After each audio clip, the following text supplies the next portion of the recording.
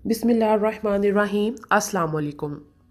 अल्लाह ताला हमें अपने हबीब के सदक़े क़यामत के दिन अपने अर्श का साया नसीब फरमाएँ और हमारे हक़ में शफ़ाअत करने वालों की शफ़ाअत को अपने फ़ज़ल व करम से कबूल फरमाएँ। उस दिन शफ़ाअत करने वालों में से एक सूरत मुल्क भी है।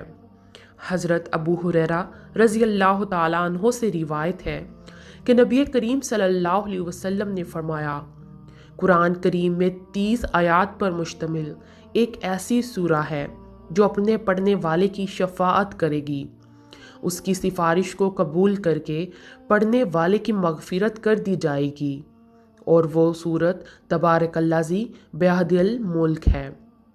इस सूरह मुबारका के बराबर अज़ाब कब्र से बचाने वाली और कोई चीज़ नहीं। अगर इसके पढ़ने वाले के पास कब्र में अज़ाब के फरिश्ते आना चाहें तो ये उनको रोक देती है। हज़रत सैयदिना अब्दुल्ला बिन मसूद रज़ी अल्लाह ताला अन्हो फरमाते हैं कि जब बंदा कब्र में जाएगा तो अज़ाब उसके कदमों की जानिब से आएगा, तो उसके कदम कहेंगे, तेरे लिए मेरी तरफ से कोई रास्ता नहीं, क्योंकि ये रात में सूरह मुल्क पढ़कर सोया करता था। फिर अज़ाब उसके सीने या पेट की तरफ से आएगा तो वो कहेगा कि तुम्हारे लिए मेरी जानिब से कोई रास्ता नहीं, क्योंकि ये रात में सूरह मुल्क पढ़ा करता था।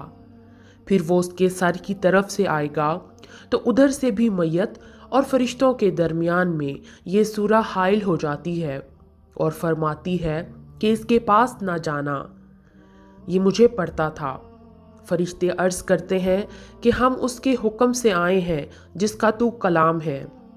तो ये सूरह फरमाती है कि ठहर जाओ, जब तक मैं वापस ना आऊँ तब तक इसके पास ना आना, और बारगाह इलाही में हाजिर होकर अपने पढ़ने वाले की मग़फ़िरत के लिए ऐसा झगड़ा करती है कि मखलूक में से किसी को ऐसा झगड़ा करने की ताकत ही नहीं।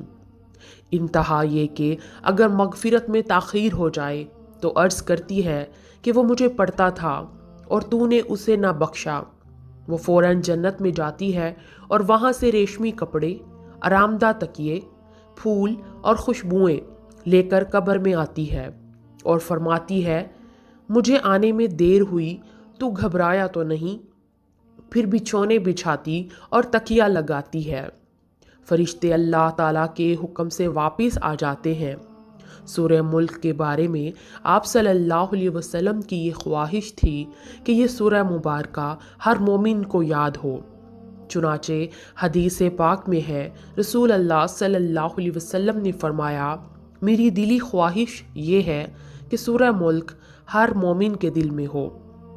हज़रत खालिद बिन मदान बयान करते हैं, अज़ाबे कब्र व हशर से बचाने वाली सूरत जो कि सूरह सजदा है पढ़ा करो, क्योंकि मुझे खबर मिली है कि एक आदमी सिर्फ इसे ही पढ़ा करता था जबकि वो बहुत गुनाहगार था।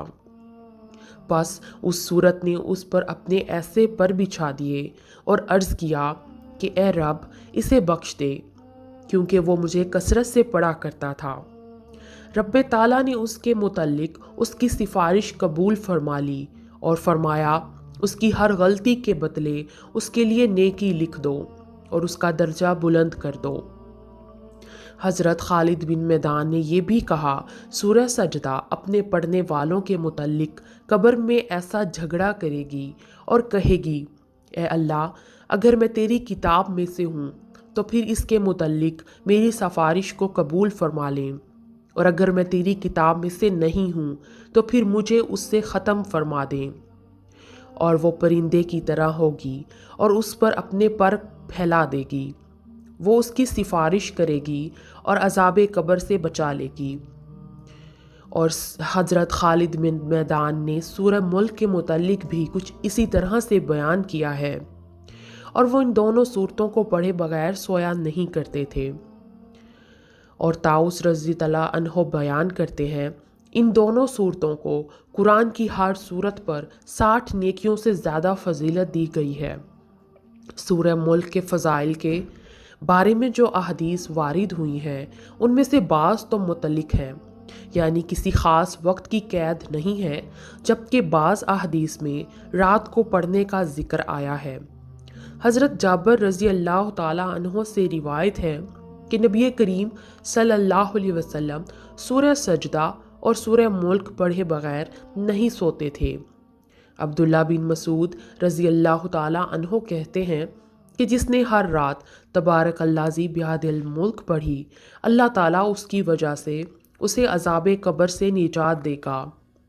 ہم اس سورہ کو نبی کریم صلی اللہ علیہ وسلم کے دور میں المانتا بچاؤ کرنے والی سورہ کہتے ہیں۔ کتاب اللہ میں یہ ایسی سورہ ہے جو بھی اسے ہر رات پڑھے گا اس نے بہت اچھا اور زیادہ کام کیا۔ حضرت عبداللہ بن عباس رضی اللہ تعالیٰ عنہ سے روایت ہے کہ رسول صلی اللہ علیہ وسلم نے ایک صحابی رضی اللہ تعالیٰ عنہ ایک قبر پر خیمہ لگا لیا اور ان کو پتہ نہ تھا کہ یہ قبر ہے۔ خیمے میں بیٹھے بیٹھے اچانک انہوں نے سنا کہ اس قبر میں ایک انسان ہے جو سورۃ تبارک الذی بیدہ الملک پڑھ رہا ہے۔ پڑھتے پڑھتے اس نے پوری سورت کو ختم کر دیا۔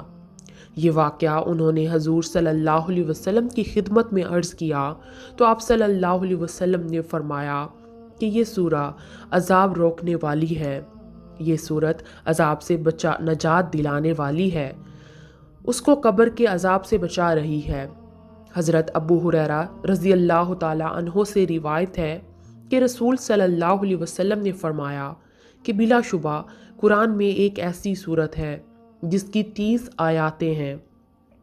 اس نے ایک شخص کی سفارش کی یہاں تک کہ وہ بخش دیا گیا، پھر فرمایا کہ وہ سورۃ تبارک الذی ہے۔